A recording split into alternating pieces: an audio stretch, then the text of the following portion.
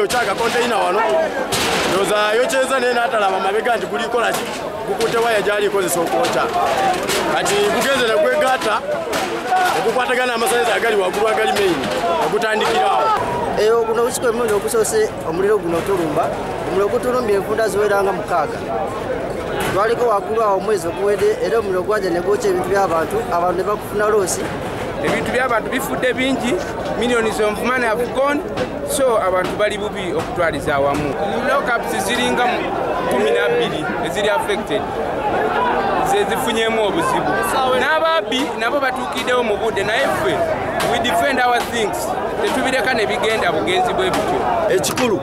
nti ebintu bino biba bi reduces mu fire bantu be bakosebwa so tulina okubeera nti basaayo nnyo omulaka ku maali yaabwe olw'okuba tebeera ya busente